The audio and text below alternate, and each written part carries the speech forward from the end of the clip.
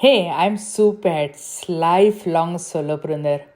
Now living my life with only one passion to help solopreneurs to launch their digital products on fast track so that they can be profitable as fast as within 1 week, and they want to scale, they can join the membership. And as a bonus, I show them how they can sell their digital products all over the world using affiliates. Without further delay, let's get started. Hi, I'm so excited about our today's guest, Jonathan. Jonathan is an angel in my life because I wrote three books and I was really looking for someone who can help me in publishing. And then through Podmatch, I came to know about Jonathan, and I had a casual chat with him, and he was telling about his publishing and smart publishing and $1 book and all those things, and that really blew my mind. So, without me going into details of that, why shouldn't we hear directly from Jonathan? So, first of all, his website name itself actually impressed me. The Smart Shark. So tell me, what is the smart shark, Jonathan?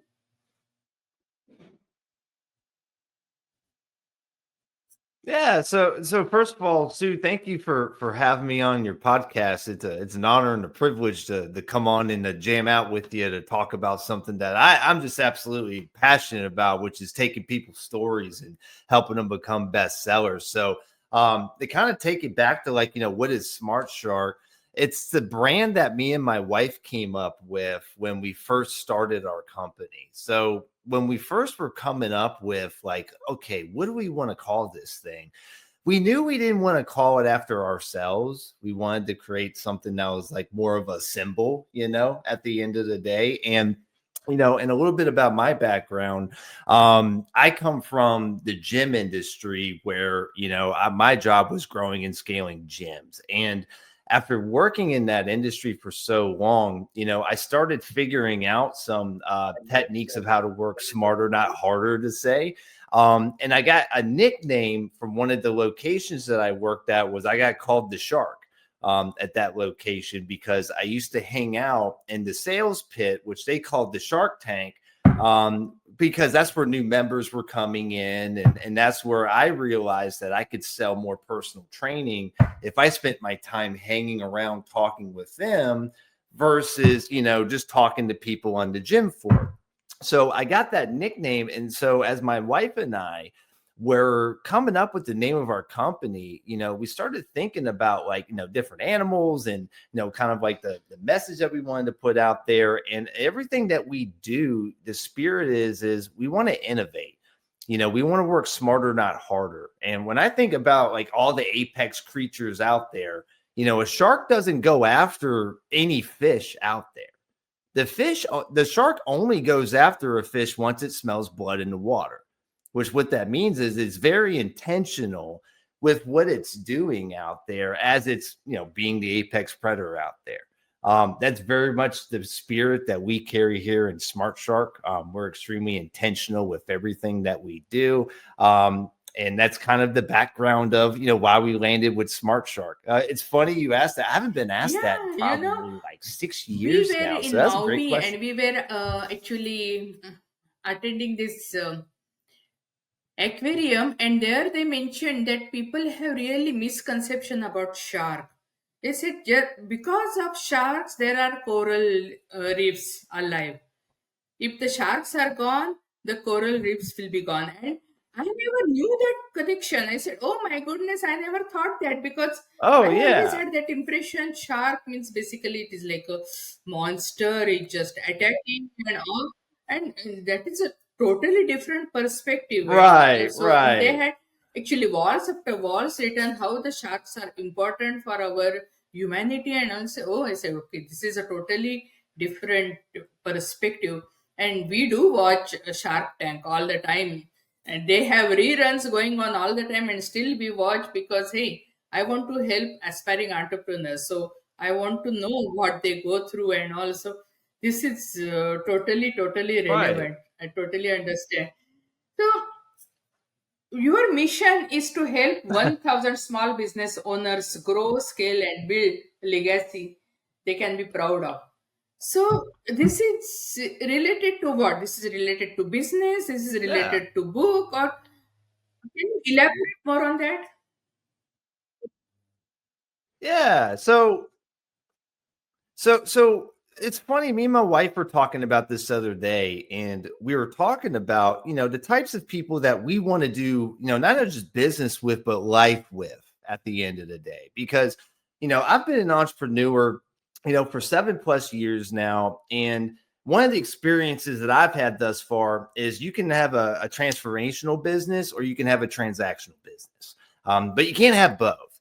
And I've ran businesses with both mentalities. And for me, if the business isn't ran through a transformation perspective and mindset and how we're making our decisions on how we operate, I'm just not interested in that kind of business. And I don't like the kinds of customers that a transactional business typically attracts. So for us to kind of, weave and bring this back full circle is we don't want to just help people with, that initial result, which in business, everyone's just trying to get more eyeballs in what they do. They want to make more sales. They want to get more opportunity. We're all doing the same thing, right? Like that's kind of common sense, right? So, obviously we found our unique way of how we help business owners and CEOs in those regards as, leveraging publishing books and according to, your business model and what you're doing. But the real reason that, why I leaned in fully into book publishing was when I noticed when people go through the process, and it first happened with me when I wrote my first book, is there's an external transformation that happens, which you get likes on social and you're getting more speaking opportunities or you're making more sales, and those are all great. Don't get me wrong, they're awesome. The really cool thing though that I fell in love with is you don't come out the same person when you go through that gauntlet. There's a reason less than 1% of people become authors, and it's because of imposter syndrome. My biggest competitor is not the other publisher down the street. It's not even the big dogs in New York Times or any of them. It's literally imposter syndrome because there's less than 1% of people that will even publish a book, much less become a bestseller, right?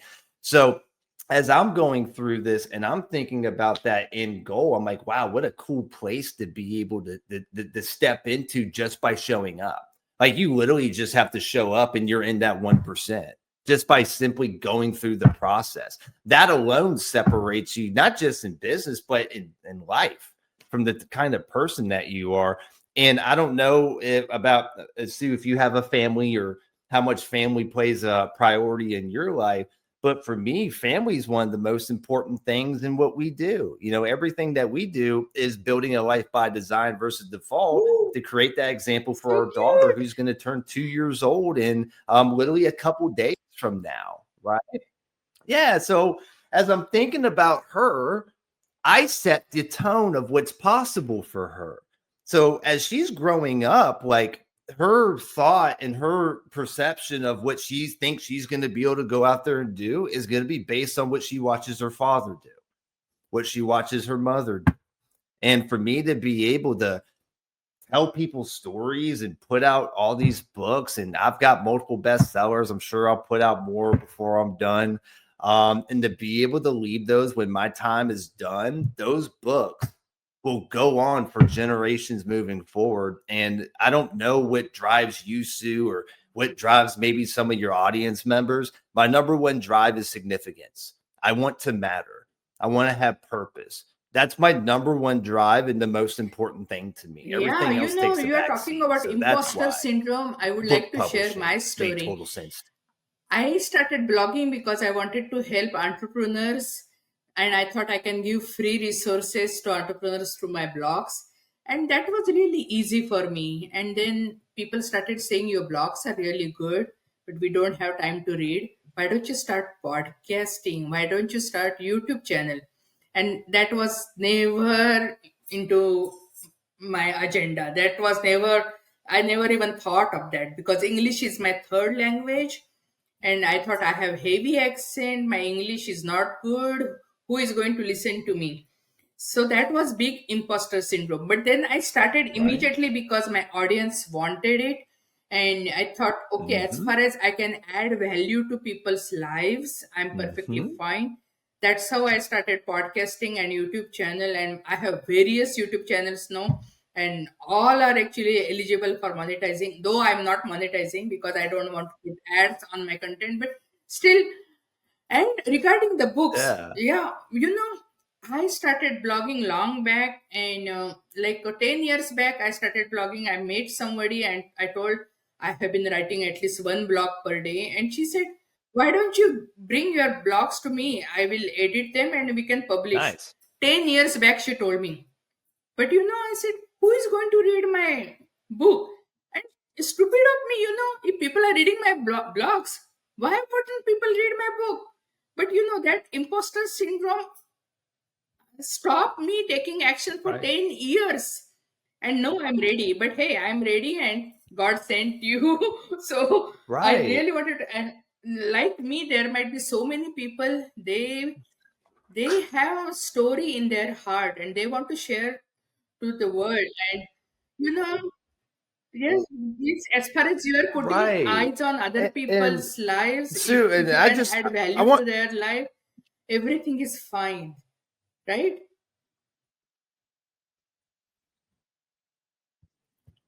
Yeah, well, Sue, I wanna commend you for sharing that. A lot of people don't have the self-awareness, much less the courage to call out, the imposter syndrome. And it wasn't until, Sue, that I paid a let's just say enough money that made my butthole pucker a little bit. I was a little uncomfortable with the financial investment that I put, but I knew I needed to be in that room, right? Because I had the types of people that were at the level that I wanted to grow to. And once I got in that room, and once again, Sue, I'm thinking that like, wow, like they're up here and I'm down here. After spending a couple years in those rooms, I started to figure out, Sue, that they dealt with the same issues that I did. They were just on a different level. They just changed how they responded to it versus how I was currently responding to mine. And that was the big aha for me going, oh, we all deal with this. This isn't like a me thing. This is like a human condition thing. And once you understand that, I think that's where you get your power from. You go, I'm not alone. This isn't unique. And I believe that that voice pops up as your test to go, do you really want what you say you want? And that's part of the test. And unfortunately, apparently 99% of people are failing that test right now. And my mission is to help more. So if I could even get 2% people published over 1%, that's a massive feat. That's a massive goal. So that's why I was like, let's start with a Nothing is thousand personal. and we'll go Everybody from got there. rejected. Even J.K. Rowling's got rejected. And you name it, every base. Yeah, even Chicken Soup for Soul, actually, he got rejected like Oh, hundreds or yeah. thousands of times. And then yeah, he became a bestseller. So nothing is personal. Everybody goes through that. And another thing, there are some people they can relate to you, but they may not be able to relate to Tony Robbins. So, yeah, means basically Right. Right. everybody And had that's their where own I audience and so everybody that had, so yeah, some people will follow you, some people will relate to you. So why don't you add value to yeah. their life, right?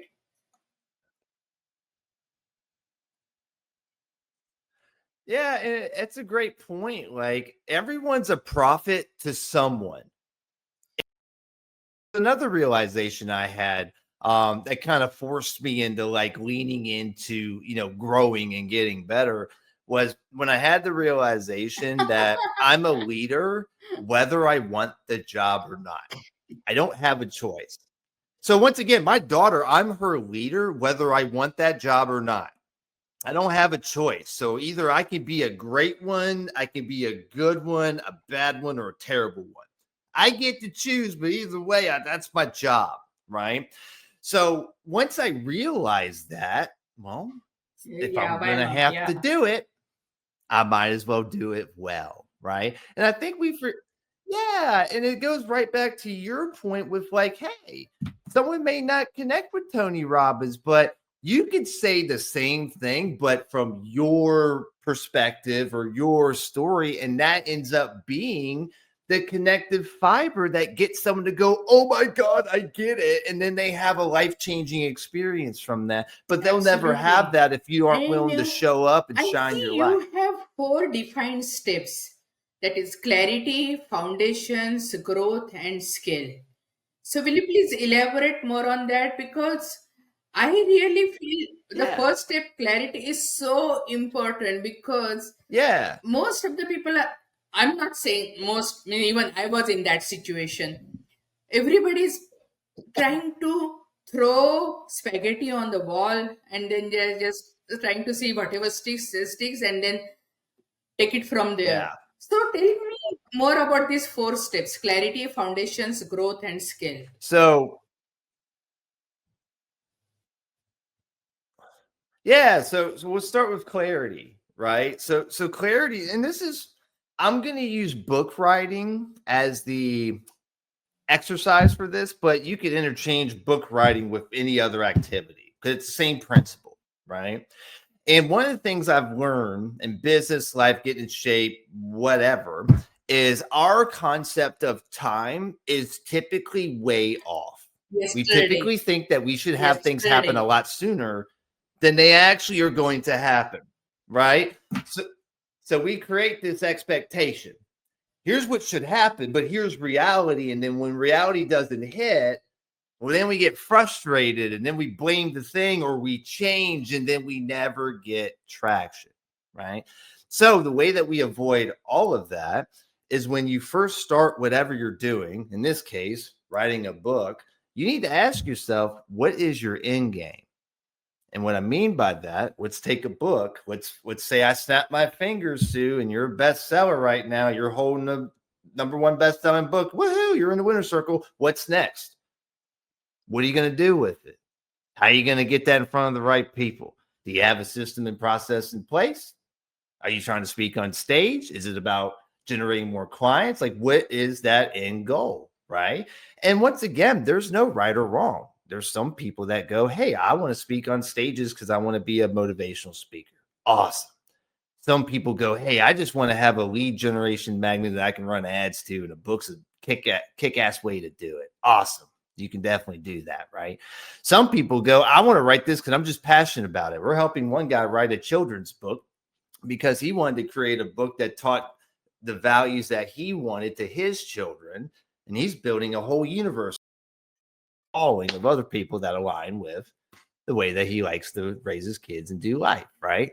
The whole point is before you go out there and start doing stuff, can you speak to the end game? What's the end game? Because once you know where you want to go, then it's easy. All right, what do I need to get there?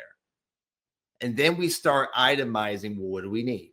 So in the case of writing a book for this, okay, your end goal, I want to speak on stages. Okay, great. So when we're writing the book, we need to have that clarity in mind, even with the writing style of how you write the book.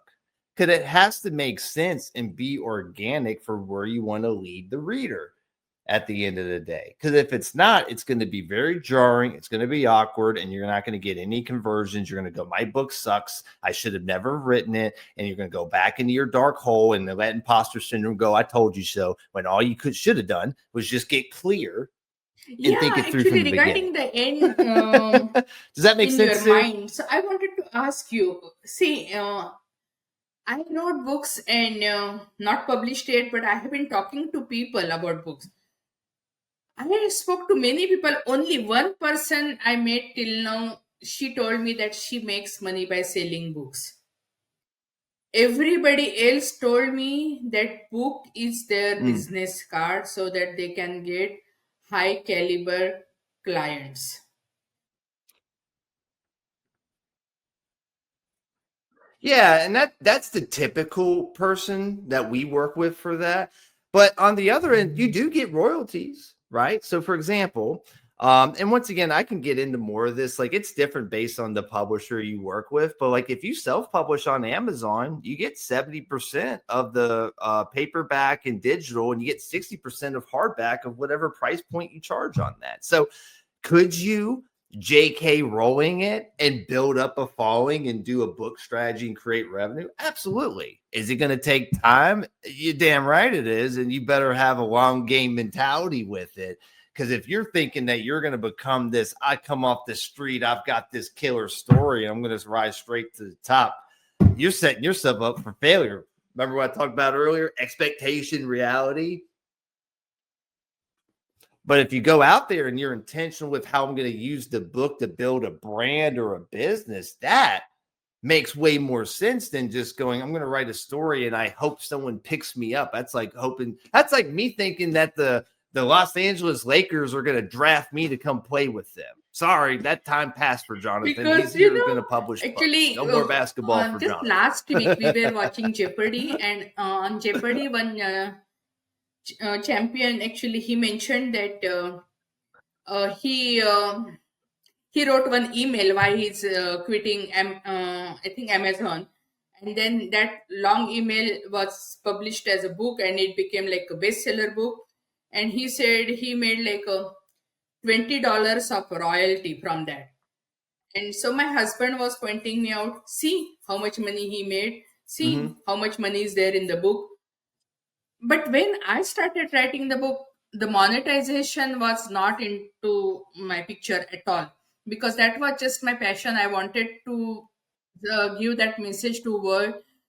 And Yeah. I think people don't know. Means my husband, he had that impression, but that guy actually, I don't know what is his situation. Why he made only $20, and when he published the book, and if he published the book just 2 weeks back, I don't know how much money he was expect.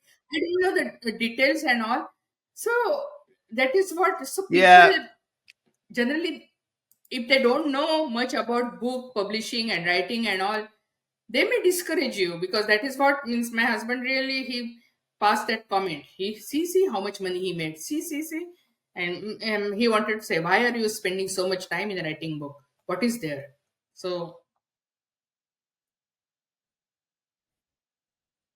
Yeah, so the problem that happens, so like a lot of people that when they go into the book writing, like they don't know how to market, right? So when you go out there, like, and you're gonna write a book, like an important piece that like or a skill set that like you're gonna want to focus on is like you got to have that marketing piece in there so you have the audience that's ready for the book. Now, once again, there's ways to increase your audience through the book, but for that first initial like, hey, like I want to get like some sort of return, right? Or at least see like some growth. Cause I get it. Like you took probably 6 to 9 months, 12 months, maybe even years to get the book out there. And then you put it out there and you get a $50 royalty check and you're like, I feel totally defeated right now. But if you build the audience as you're doing the book, which is very simple, it's one of the things that we teach and what we do just on Facebook alone. If you build the audience of just relationship and know I can trust, like you're talking about, Sue, with like I just started sharing my story and people resonate with it. When you come out there and go, I'm writing a book, here's what I've seen. Your audience is going to activate. Want to know why? Because you're doing the thing that they deep down want to do, but they're too scared to do it. So they'll start liking your posts and they'll ask you all these questions. Oh, you're writing a book? Oh my God. How's that work? What'd you do? I got questions. so this You is will like have that any other experience. business. For Because it example, happens to our in clients all the time. 2023 I did a lots of guest interviews, and I asked all these entrepreneurs, small business owners, that if you change one thing in your business, what would you change? And they told me that I would start networking well in advance before my offer is ready, so that when my offer is ready, my audience is ready, and then I can immediately Yeah. start sharing my offers. So it is exactly the same like any other business, right? Yeah, this is the same principle. Yeah. It's like go build the audience. Because there's a reason attention is more valuable than oil. There's a reason that there's more dollars circulating to things that get eyeballs on things than actual gas nowadays. Because attention is currency at the end of the day. So if you just get good at like getting attention, and once again, like it could just be your own personal brand, it don't have to be a business, but get people to give enough of a shit about you to pay attention to what you have to say. And I promise when you come out with a book, right, as long as it's not something that's completely out of left field from like your audience. So, for example, if I have a Christian audience and I'm putting out an atheist book, Yeah. might not go over well with my audience, right? So, have some common sense, but start building the audience. This isn't a I put the book out there and all these people are just going to start buying it. Like, no, those days are long gone. Like, Yeah. there's everyone's on the Yes, no, internet. You got to I do the see work you to get are attention. more into book publishing, but still you help people write their books and market their books. So, regarding book writing, I have seen so Yep. many webinars that join our webinar and will help you write your book in one day. Some are saying even your book will be ready in 1 hour. Then I was taking one AI class. He told me, why 1 hour, 10 minutes? Yeah, What those are is your those are what is your opinion about yep, that? yep, those are well, so here's the first thing, and this is just information to know. Amazon has been getting tons of pressure from the Writers Guild about these AI books. So if you notice, if you're trying to publish books, there's more measures and questions being asked about the authenticity of the contents of your book. And they're doing that because they want to screen these low value, low content books because it devalues the Amazon platform, right? So if you're one of these AI people that tried to ride that wave, I'm sorry, but your time's running short on that. I also find that it's tremendously out of integrity. Like, why the hell would you write a book and publish it and not actually have it be like your work? Like, that just isn't congruent with our values. So the way that we do books is, once again, we teach writing styles for like you can actually write it. The big thing that we hammer home that I find to be quite revolutionary is that you can audio record yourself for your book. That's part of what we teach in the 1 hour author, which is launching January 6th, that my wife wrote. That is an entire playbook on how to build out your book, your chapter map, and your game plan for that. So you can show up like 1 hour a week, be extremely clear on the story that you want to tell, record yourself on Zoom, send the transcription off to an editor, have them transcribe, edit, review, ghostwrite, whatever you want or need with it. And then you move on with your next task. If you did that for 3 months Wow, that's a straight, and great let's say you idea. had Really, I 12 never knew. chapters, Wow, your first draft is done. And once again, a lot of people, and I leaned into this because I struggle with the white screen. When I'm looking at that white Word doc, oh my God, Sue, it's nails on I hate it. I just start putting stuff up there because I just don't like the sight of it, and it doesn't work well for me. Now, once again, there's some people that are the writer's writer. That's my wife. Like, she loves to write, and that's awesome. And that's why for people like that, I'm like, you should talk with her. She would be great to help you on those regards. But for most people like that I run into that are like me, they're talkers. They talk all day and they know what they want to tell, but they just struggle with that writing part. So being able to help someone get laser focused on what they're telling and how they want to tell it so they can get that content out and then let my team go ahead and do the heavy lifting.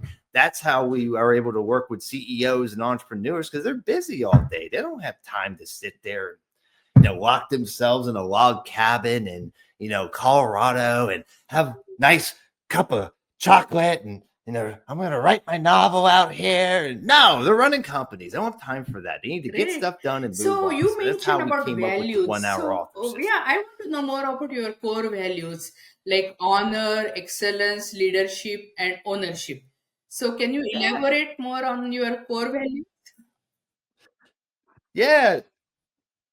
So, yeah. So that's great. I love talking about this. So We came up with these because as my wife and I were like, we're about to have our kid, we're like, man, we got this tiny human that like we're gonna have to like raise, teach, all these things. So, how do we want to do that? What kind of like what are the winning behaviors, right? What are the things that are non-negotiable to you and me as husband and wife in terms of how we do business with people, to how we do life with people, like just blanket across the board standards, right? So I ended up coming up with two of them, and she ended up coming up with two of them, right? So I ended up coming up with the acronym HELO, which ironically means to rise. We didn't plan that. But the first core value is honor. We always keep the promises that we make to others and to ourselves, right? In other words, we do what we say we're going to do when we say we're going to do it. I have found that that is one of the super hacks to life. If you commit to becoming that type of person, you'll beat 90% of people in whatever you do. And that's something that I personally struggled with throughout my life. And it's something I learned and leaned into. And it's been a great principle moving forward. So it's something I wanted to pass along to my family and everyone we do business with. Number two, excellence. We give our best in everything we do. I'm a big Deadpool fan from like the Marvel and all the movies. And one of the things he says that it just spoke to my soul was he goes, maximum effort. Everything he does, maximum effort. I don't have a problem with mistakes. I don't have a problem with setbacks. What I have a problem with is not growing. That's my problem. What I have a problem with is not giving your absolute best in whatever you do. Because if you're not, why even do it? Right. And that starts with the little things. So you get the ability to do it with the big things. Right. Core value number 3, leadership. We lead by example in everything we do. So once again, I'm not gonna tell you to write your book one way and I'm doing it differently. The other part of that is we lead people better than how we found them. That's just a personal value of mine that I personally believe that anyone we come in contact with, like hopefully after this suit, I hope you're a little bit better after this podcast than before. And I try to carry that spirit into every conversation I have, and especially people we work with. And then last but not least is ownership. We take responsibility for our actions, all of them. We're extreme owners in how we operate in our family. Like, I'm not looking for people that make excuses in their lives. I understand things happen and we're here to have empathy, but not sympathy. But I'm looking for people that are willing to take full accountability over their lives and truly want to build a life by design. Those are the people that I want to run with and go build something awesome with. So, long and short, those are values. That's why we landed on them. I came up with honor and leadership. My wife came up with excellence and ownership. That excellence one's a real pain. That one I did not like for the longest time because my wife is a great corrector, is what I'll say. And it took me a long time, Sue, to figure out that God gave her to me so she could make me better. And I fought it for a long time. And it's because she has this core value of excellence. So even the little things like making the bed, small details, things I would get like, why are you getting so fussy about that? Excellence.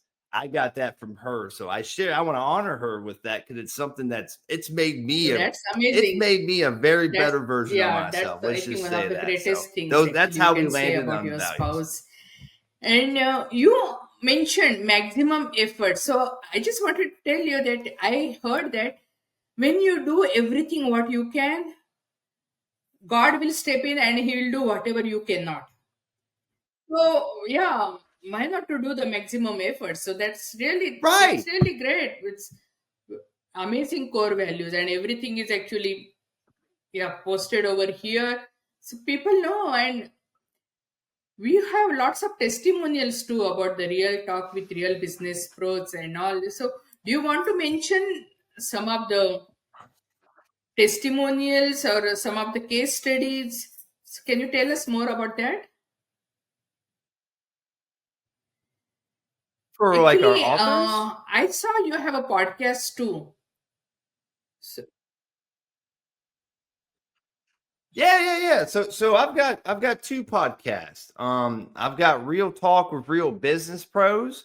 how to win in life and how to win in business as well. And I've got Real Talk with Real Fit Pros. Once again, how to win every area of your life for fitness professionals. I actually started the Fit Pros podcast kind of like you. I built this Facebook group up to about 3,500 trainers in there, and I'm just posting every week and going live and adding value. And after doing that for about 2-3 months, Sue, I started realizing, like, why am I not doing a podcast? I'm just like sending content out into the oblivion, and I'm not getting any long-term benefit from it. So that's when I started my first podcast, Real Talk Real Fit Pros, with my buddy Mark Zalmanoff, and I've been running it ever since. So, and then I started another podcast for business professionals after we expanded out Yeah, and into if you that want to market a share few any of years the back. stories of So your yeah. authors, yeah, feel free.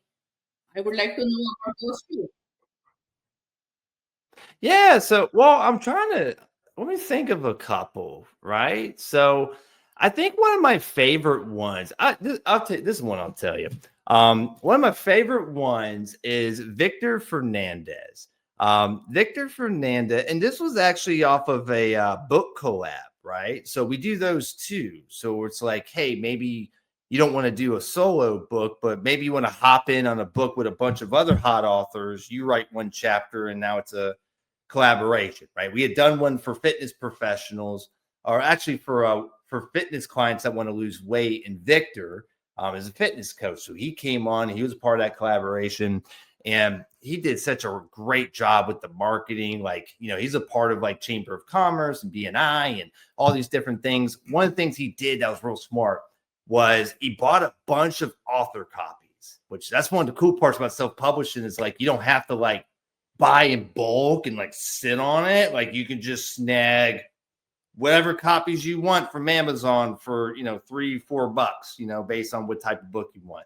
Anyway, I think he bought like 50 paperbacks, signed them, started handing them out. After we got bestseller at the very next BNI, Wow. he closed 8 one-on-one clients from that mastermind right after the book. Now, given he was working that group before, so I'm not going to give the credit to like the book, like magically, like, oh, wow, I wasn't going to hire you before, but now that you have a book, here's my money. That's not what happened, right? He was in there doing the work, but the book was the linchpin that broke the camel's back in that room's perception of him, which moved him to bringing on 8 high-ticket one-on-one clients. Like, that was a really cool, Yeah, that's like, really man, that's good. what I'm talking about. We have been talking more about the book publishing, but I wanted to mention about your other product also. You also have a CRM. So will you please mention about that also? What about, Mm-hmm. yeah. Yeah. So we launched the CRM about a year, actually 2 years. Wow. Let's tell you my concept of time. It's been 2 years. I first launched the CRM as Smart CRM, and it was something to complement the funnels that we were doing. And we were doing some digital marketing consulting and fractional consulting and things like that. And as we've gone through, this first year of this CRM, one of the things I discovered is you can't be everything to everyone, but you can be everything to someone. So we decided to niche down and only work with like one type of audience outside of authors that work with us. That other audience is fitness coaches and gym owners, because that's the space I come from. And also my COO, Josh Riggs, who was one of my clients. I helped him get his gyms up to doing almost $1 million a year. Now he's my COO with our CRM, which we have rebranded, which I'll share here in a second, which is outfitted for gym owners and personal trainers. So it's really just focused for them. But the cool part was we ended up rebranding it because, obviously we changed a lot of it. And one of the things I took the opportunity to do was I wanted to honor my daughter. So we called it ARIA, which is the name of my daughter, which is an acronym for Automated Relationship Implementation Assistant. I know that's a mouthful. Basically, our CRM, it's all designed to help automate relationship building. whether that's a customer that you're working with, communicating and onboarding, whether that's a prospect, communicating with getting the sale done, whatever that is, all it is relationship building. And that's what we've outfitted it for, is to really help those gym owners and fit pros do the heavy lifting so they can focus on serving clients and doing the parts of their job that they love most. And then obviously we do this for our authors as well, since that's our core business and what we do. But that's kind of my love letter to my daughter, and as well as the fitness industry. You know, that was the industry that gave me my start. That was honestly the first industry I didn't get fired from, Sue. I got See, fired from every other you job until I are got into designed to do fitness. And something fitness, for great. So some that's why reason, you got just fired, right? So there is a silver line in everything. I don't know. Fitness was the only like industry I could hold a job down that I did well in, you know. So like I just have a special place in my heart for the fitness industry. So that's like my love letter back to them too. Like I'm not going to leave them behind, even though we moved on to book publishing. You know, we still take care of the people that helped us get started. That's also where I met my wife. We met as Fitness personal is a great trainers. industry, and one of my trainers told me there is an addiction in his Yeah. family. Everybody is addicted to either alcohol or drug, and he decided to be addicted to fitness. I said that's a really great choice. He said I'm still following addiction, only I just changed my Uh-huh. focus. So hey, and it's a great industry, and Yeah. Just especially health is so dear to Mhm. my heart. If anyone has read Steve Jobs' last write up, it was full of regrets. And he said, I can trade everything except the sick bed. So, hey, fitness, everybody needs fitness. No doubt about it. No doubt about it. Yep. Oh, yeah. Yes, especially when you're running your own company. If you get down, there's no one there to pick up the ball. That your And health you even more mentioned, important when you're actually, actually the I one at the top. realized it really hard way. Your health is the best gift you can give to your family. Your friends and family, that is the best gift you can give to your friends and Yep. family. So I'm totally with you regarding that.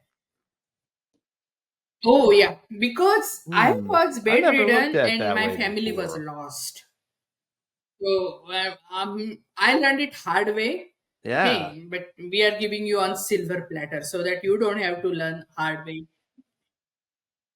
Yeah, Yeah, yeah, we all learn our lessons one way or another. Some of us have to learn the hard. I know I've had a yeah. lot of lessons I've This is had to learn the actually hard way, means we were unfortunately. supposed to be done long back, but I have so many questions for you.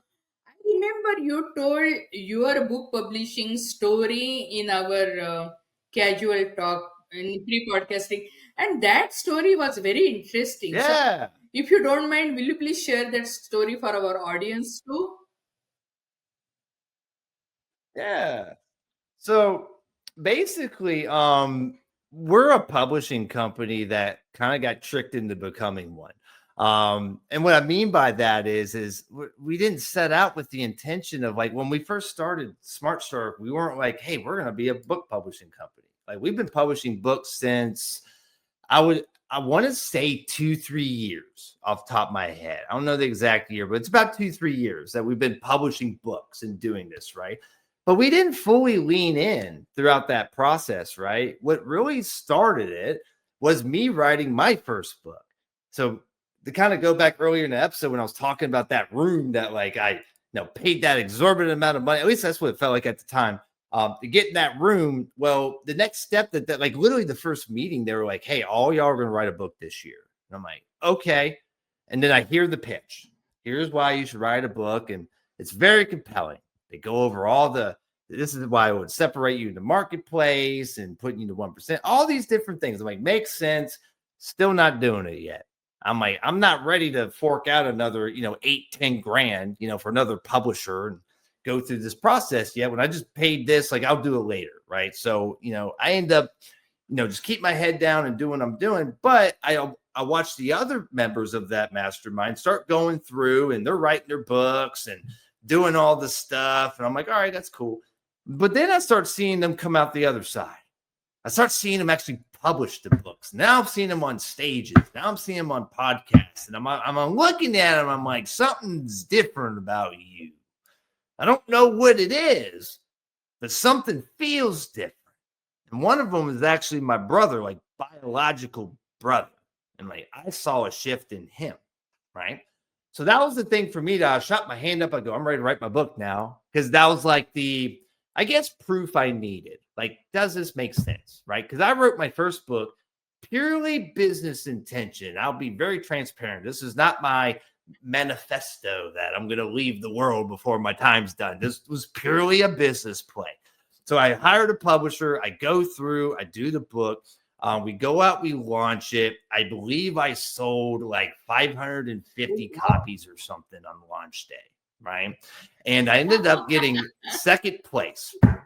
Would you like to guess who I lost to? And Sue's laughing because I already told the punchline for this. It was what's his name? Good to Great, Dale Carnegie. That was the guy. That was the guy that was ahead of me. And when I saw that, my heart just went right in my stomach. And I'm not going to lie. I mentally gave up when I saw that. And so I'm going through, it's the end of the day. And, I'm not going to lie. I'm a little bummed out. I didn't get bestseller. And I'm like, I went after it. I put everything I had after it. I gave it my best, maximum effort, right? Well, my wife comes up to me and she goes, "Hey, honey, congratulations on the book." By the way, Sue, I already know it's coming. You could hear it in the tone. I could hear it. And she hits me with, "So, John, by the way, John, and she literally said it in these words. She goes, "Where'd you fuck up at?" And I look at her, I go, "Too soon, honey. It still hurts." But then I told her, I go, if I could go back and do one thing different, I would have personally went in and took ownership over the categories. That was the part that I was like, "Hey, publisher, you take care of it. You got it. I trust you. You know what you're doing." No, she did not know what she was doing, or she didn't care. I don't know which combination it was, but either way, it didn't get me where I wanted to go. So we go off on the path. My wife goes on that thing like a hound dog on a scent trying to catch the duck out in the middle of the pond and during hunt season. And she ends up figuring out the code for this. And we figure out like, okay, like we can actually, have a lot of freedom with categories we select, right? So we figured out the way to find categories that make sense for your audience, but at the same time, do not have you stepping into the arena against a Goliath like Dale Carnegie for your book, right? Now, we figured that out. My wife self-publishes because she's like, "I don't need to hire whoever. I'll just do it myself." She does it. Publishes her book like a couple months later. On launch day, she hit bestseller before I even woke up in the morning. That's how fast she hit it. I woke up to, I did it. What? And Sue, I've never had these two emotions at the same time, but this one moment.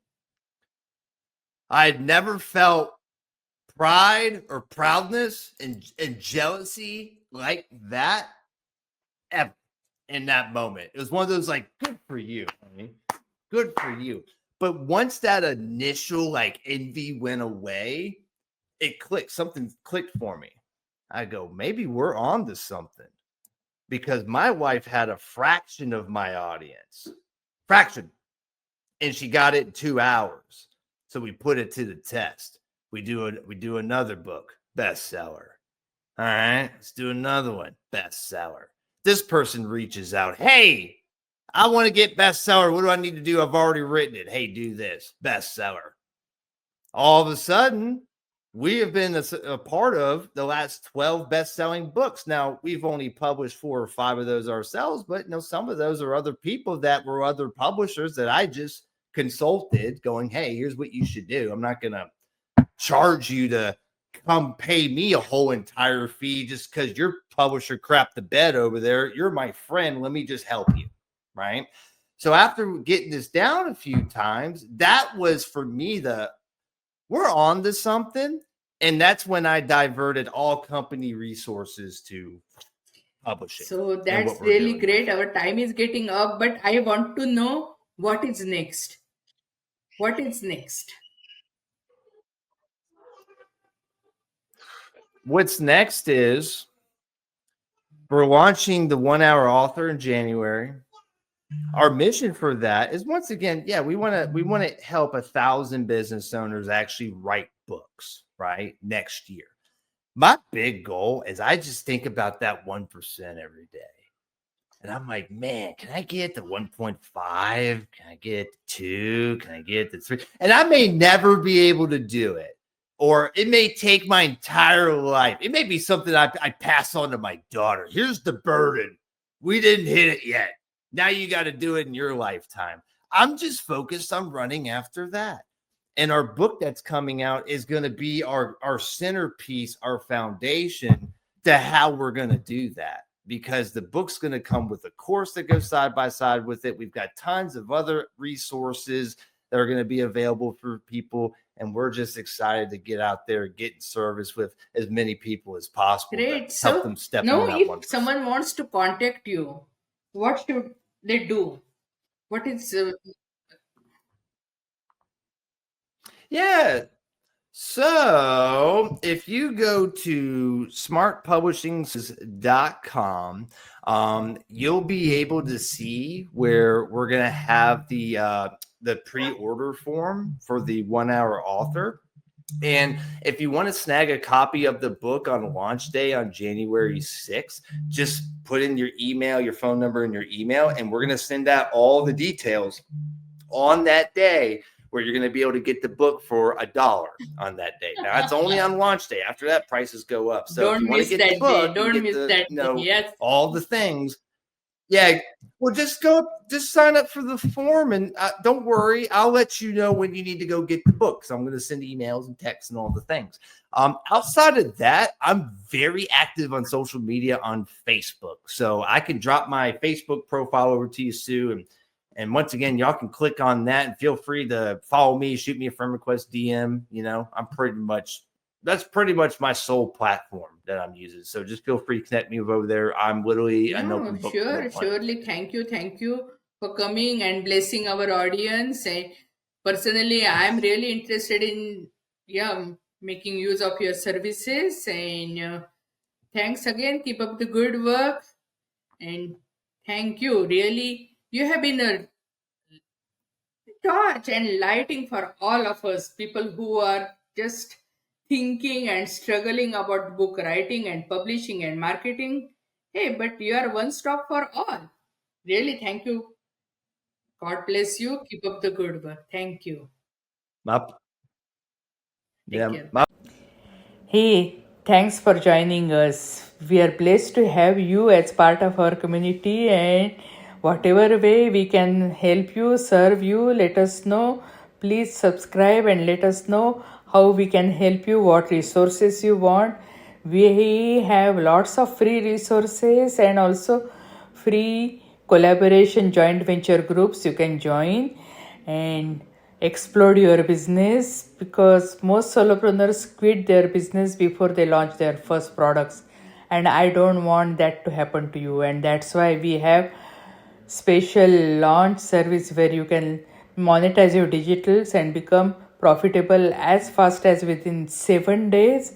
And if you want to scale your business, join our membership New Beginning Success Collaboration, where we'll provide you MRR and PLR products and collaborations so that you can scale your business with ease and effortlessly. And hey, if you want to sell your digitals all over the world, yes, we will provide you affiliates more than 200 countries. So everything is possible. Just live your dream, follow your dream, and whichever way we can help you, do let us know. Thank you and God bless you.